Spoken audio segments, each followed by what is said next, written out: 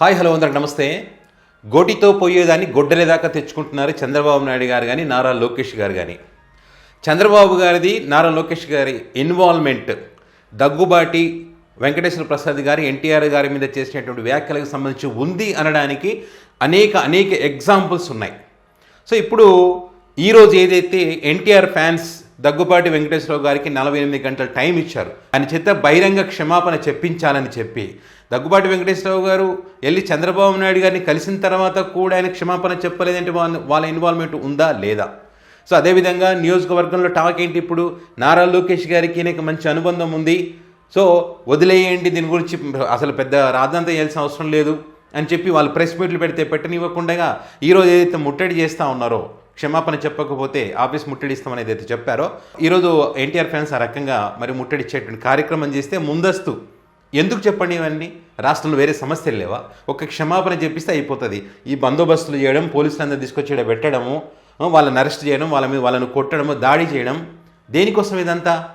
So మీ involvement లేనప్పుడు ఇది మంచి పద్ధతి కాదు. రాష్ట్రంలో శాంతి భద్రతలకు విఘాతం కలుగుతుంది, అనేక సమస్యలు ఉన్నాయి ప్రజలకు సంబంధించినవి. కాబట్టి దగ్గుబాటి వెంకటేశ్వర గారు వెంటనే క్షమాపణ చెప్పిన ఒక క్షమాపణ చెప్పేసి అయిపోతుంది కదా.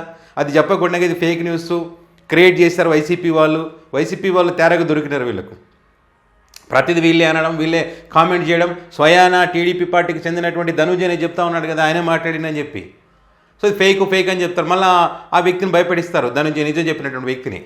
సో ఇప్పుడు మీరు చేసినటువంటి ఘనకార్యం వల్ల ఇది ఒక్క అనంతపురం దాటి 2 రాష్ట్రాలు దాటి ప్రపంచవ్యాప్తంగా ఇప్పుడు కర్ణాటక నుంచి కూడా ఎన్టీఆర్ ఫ్యాన్స్ మరి ఇక్కడ ఈయన ఆఫీస్ ముట్టడించడానికి వచ్చినటువంటి పరిస్థితి. సో దీని అంతటికీ కారణం ఎవరు? మీ నిర్లక్ష్యం, మీరు తీసుకునే నిర్ణయం కారణంగా ఈరోజు ఆఫీస్ని అటాక్ చేసేటువంటి పరిస్థితి. రేపు ఎమ్మెల్యే గారి మీద కూడా ఎక్కడైనా బయట తిరిగితే అటాక్ చేసేటువంటి పరిస్థితి వస్తుంది. సో ఒక్కసారి చూడండి విజువల్స్. ఇక్కడ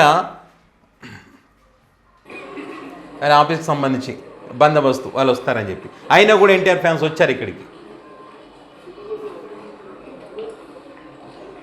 వస్తారని చెప్పి ముందే ఇక్కడ చెక్ పోస్టులు, బారికేడ్లు, చెక్ పోస్టులు, ఇంటి దగ్గర టెంట్లు వేసి బారికేడ్లు, చెక్ పోస్టులు, వేరే పనులే లేవన్నట్టు రాష్ట్రంలో. చూడండి ఇక్కడ అభిమానులు వచ్చిన తర్వాత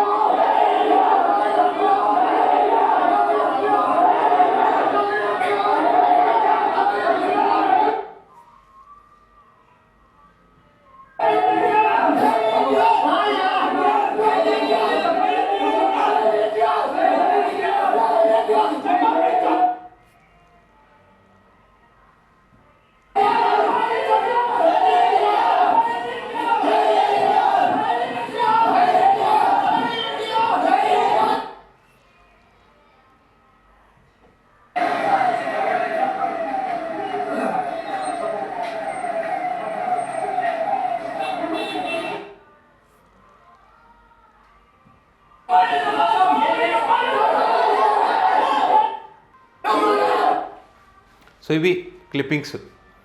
పోలీసులను పెట్టేసి బారికేడ్లు పెట్టేసి అక్కడ చెక్ పోస్టులు పెట్టి వేరు ప్రాంతాల నుంచి ఇక్కడికి రాకుండా అడ్డుకోవాలని ప్రయత్నం చేస్తే చాలామంది అక్కడ ఆగేటువంటి పరిస్థితి లేదు. పక్కన ఉన్నటువంటి కర్ణాటక రాష్ట్రం నుంచి, తెలంగాణ నుంచి, వివిధ ప్రాంతాల నుంచి అక్కడికి ఎన్టీఆర్ ఫ్యాన్స్ చేరుకున్నటువంటి పరిస్థితి. దీనంతటికీ కారణం ఎవరు? మొన్న చంద్రబాబు నాయుడు గారు సీరియస్ అయ్యారని చెప్పి వాళ్ళ పత్రికలు ఉదరగొట్టినాయి కదా. సీరియస్ అయితే అసలు వీళ్ళ ఇన్వాల్వ్మెంట్ లేకుంటే, ఎన్టీఆర్ గారి మీద సదాభిప్రాయం ఉంటే మరి ఆ రోజే ఆయన సమక్షంలోనే మరి పొరపాటు దొర్లిందనో లేకపోతే ఇంకో రకంగానో ఇంకోసారి అననో ఏదో రకంగా ఆయన చేత క్షమాపణ చెప్పించుంటే కనుక ఈరోజు ఈ పాపం చూడండి, పోలీసులు చూడండి ఎంత అవస్థలు పడాల్సి వస్తుందో. వీళ్ళు తీసుకునే నిర్ణయాల వల్ల వీళ్ళు అవస్థలు పడాల్సి వస్తుంది. వీళ్ళు ఎక్కడ శృతి మించినప్పుడు ఏదైనా జరిగినప్పుడు లాఠీచార్జ్ చేయాల్సి వస్తుంది. లాఠీచార్జ్ ఇప్పుడు జరిగింది కూడా ఒక అభిమాని మీద. సో వీళ్ళంతా మళ్ళీ ఇంకో నిర్ణయం తీసుకుంటే అది ఇంకా పెద్దగా అయితే ఎంత పెద్దగా అవడానికి కారణం ఏమవుతున్నారు? వీళ్ళే అవుతున్నారు కదా, వీళ్ళ నిర్ణయాలే కదా ఇవన్నీ కూడా. ఒక్క క్షమాపణ చెప్పకపోవడం, వాళ్ళు ఒక్క క్షమాపణ చెప్పించకపోవడం ప్రభుత్వ పెద్దలు కూడా, చంద్రబాబు నాయుడు గారు కానీ లోకేష్ గారు కానీ. ఇప్పుడు చర్చ ఏంటి? తిట్టించింది ఆయనే, కాపాడుతుంది ఆయనే అనేటువంటి చర్చ బలంగా అయితే నడుస్తుంది కదా. అది లేదు, అబద్ధం అని చెప్పని కూడా వాళ్ళు చెప్పట్లేదు కదా. లేదు మాకు అలాంటి ఉద్దేశమే లేదు ఎన్టీఆర్ గారి మీద అన్నప్పుడు వెంటనే క్షమాపణ చెప్పిచ్చేసి అయిపోతుంది కదా. లేదు, ఇట్లా అడ్డుకుంటారు. శాంతియుతంగా ఏదైనా నిరసన వ్యక్తం చేస్తే అడ్డుకుంటారు. ఆయన చేత క్షమాపణ చెప్పించారు. వాళ్ళ ఎన్టీఆర్ ఫ్యాన్స్ మీద దాడి చేపిస్తారు. వాళ్ళు ప్రెస్ మీట్ పెట్టి ఏదైనా మాట్లాడాలంటే వాళ్ళ ప్రెస్ మీట్లకు పర్మిషన్లు ఇవ్వరు. సో ఏమనిపిస్తుంది అప్పుడు? వీళ్ళు ఉద్దేశపూర్వకంగానే ఇదంతా చేశారు అనుకోవడానికి ఆస్కారం ఉంటుందా లేదా? అన్నిటికీ 200% ఉంటుంది. సో వీళ్ళు ఈ నిర్ణయం తీసుకుంటే వాళ్ళు ఎన్టీఆర్ ఫ్యాన్స్ ఇంకో నిర్ణయం తీసుకుంటారు. సో ఇప్పుడు రాష్ట్ర వ్యాప్తంగా అంటే ప్రపంచవ్యాప్తంగా ఉన్నటువంటి అభిమానులందరూ ఏకమై మరి మాట్లాడుకొని ఈ రాష్ట్ర వ్యాప్తంగా వీళ్ళు చేస్తున్నటువంటి అరాచకాలకు సంబంధించి, వీళ్ళు మాట్లాడుతున్న తీరుకు సంబంధించి, ఈ ప్రభుత్వ పెద్దలు వ్యవహరిస్తున్న తీరు సంబంధించి డీజే సౌండ్లు పెట్టి రాష్ట్రం మొత్తం మోతం మోగించబోతున్నారు. వీళ్ళు ఏ రకంగా అబద్ధాలు చెప్తా ఉన్నారు, ఏ రకంగా ఎన్టీఆర్ని అనగదొక్కాలని ప్రయత్నం చేస్తూ ఉన్నారు, కుట్రలు చేస్తూ ఉన్నారు. అసలైనటువంటి వారసులు ఎవరు? టీడీపీ పార్టీ కోసం కష్టపడి కట్టే కాలం వరకు టీడీపీ పార్టీ కోసం పనిచేస్తానన్న ఎన్టీఆర్ని ఎందుకు ఈ రకంగా టార్చర్ పెడతా ఉన్నారు? ఎన్టీఆర్ గారి తల్లికి సంబంధించి ఇంత నీచంగా మూర్ఖులు మాట్లాడుతుంటే ఎందుకు కంట్రోల్ చేయడం లేదు? ఎంత దారుణంగా, నిన్న ఒక వీడియో కూడా చూపించాను నేను, ఎంత దారుణంగా మాట్లాడారండి. మరి ఆమె మహిళ కాదా? నందమూరి కుటుంబానికి చెందినటువంటి మహిళనే కదా.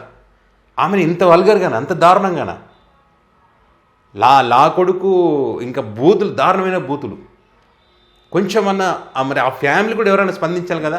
నారా రోహిత్ అంటాడు, నేను ఎక్కడ వినలేదు, ఆడియో వినలేదు, ఏదో చర్చ ఇంత జరుగుతుంటే, ఇంత పెద్ద చర్చ జరుగుతూ ఉంటే నేను వినలేదు అని అన్నారంటే ఇంకేమన్నా చెప్పండి.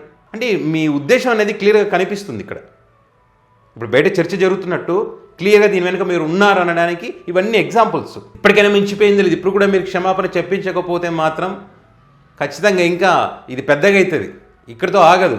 ఎందుకంటే ఈసారి ఎన్టీఆర్ ఫ్యాన్స్ చాలా సీరియస్గా తీసుకున్నారు. ఎందుకంటే లైట్ తీసుకుంటే ఇంత దూరం రాదు, చాలా పెద్ద ఎత్తున కార్యాచరణ ఉండబోతుంది. ఇది ఎట్టి పరిస్థితుల్లో టీడీపీ పార్టీకి పెద్ద నష్టం కలిగించేటువంటి అంశమే. ఈగోలకు పోయి అవి ఎమ్మెల్యే చేత క్షమాపణ చెప్పించకపోతే భారీ మూల్యం చెల్లించక తప్పదు.